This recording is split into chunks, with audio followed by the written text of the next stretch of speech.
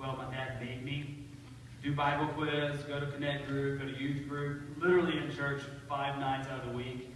And it was all the time. And let me tell you right now, that can be tedious if you don't want to be there. Now, here, the beautiful picture of this is, number one, did you guys notice Peter's attitude in the beginning? Kind of arrogant, kind of like, what's up? Can't get in my boat. Like, this is my boat. What are you doing? What are you doing, bro? And did anybody else have a problem with the way Jesus set that rock down? Is that just me? I don't know. And so it's like totally out of place. I'm like, what? Just drop it. So he cares about everything, though. It's all good. That's probably what they were saying. I get it now. He cares about everything. All right, so it's all good. So the first quote I want to quote here in the movie it said this. Jesus says, "You need help," and then Peter says this: "I don't need help. There's nothing to help with." So we're talking about serving, and we're talking about reaching other people for Jesus. And he says, you need help, and you're like, I got this. No, you don't. You can't even pay your bills. You can't pay your rent. You don't have the job you want. You don't have the family you want. And so I got this. No. You had a Connect group and no one showed up. You had a no-show Connect group. You and your dog had a Connect group. But we're like, no, we're good, Jesus. We're good. I've been there many times whenever I had a no-show Connect group. Or I set up the meeting to talk with the guy about Jesus. Or I went out in the corner and I was preaching. And not really. But I know people who do that. And you're there and Jesus isn't necessarily there with you. But you're just kind of like, I got this, God. And Jesus is right there. Sometimes right here in service with us, just looking at you, and you're like, nah, I got this, we're good. He's not even invited to the whole fishing thing. And then he says, hey, you need some help. He's speaking to us 24/7, by the way. He's yelling at us, hey, you need help. And we're like, no, I'm good. I'm good. Haven't we all been there? Where we go from fishing because it's a job, but yet we don't even invite Jesus to the job. But it would be really simple to have him just say, do this in the water. And then all of a sudden your boat's overflowing, right, JD? That'd be pretty sweet fishing. Sturgeon to start jumping in your boat. It might be scary, actually. Pretty big fish. So we were born self-centered. We were born arrogant. We were coming to this earth thanks to Adam and Eve. More so Eve, but some Adam too.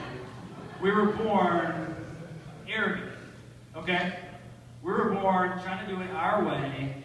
And so naturally, even if you are saved, you're in church, you're like me, you're like Ben, you're like Brant, you're like, I don't know about Brant, but you just grow up in church and you've been there a lot. Even if you've been here for 6 months, a year, however long, sometimes we can get caught up with doing church.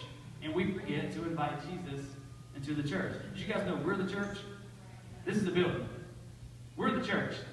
And our day-to-day life is supposed to be about the guy who's helping you catch all the fish. It would be a lot easier if we let him do it every single day. Second quote I want to show you.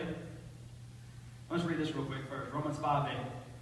Now most people would not be willing to die for an upright person, though someone might perhaps be willing to die for a person who is especially good.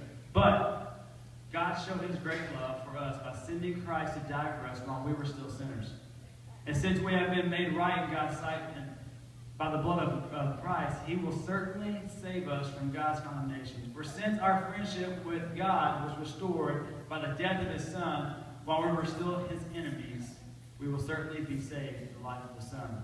Verse 8, when God showed his great love, Romans 5:8, we all know it, by sending Christ. While we were still sinners, he sent his Son.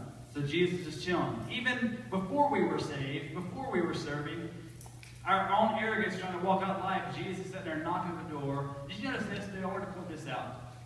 Did you notice he walked out to the boat? He did everything. This is something that came to me while I go during worship, is that often we always quote this. What does the devil come to do? Steal, kill, and destroy. He's out there getting you.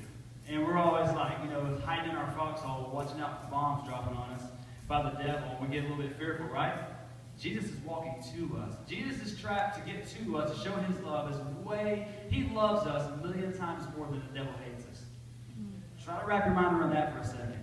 He walks out to the boat, reaches his hand up and says, help me in. And it's our job. All we got to do is reach down, grab his arm in that weird way that men always do when we're helping each other up. For some reason, we grab the forearm instead of... Did y'all notice that?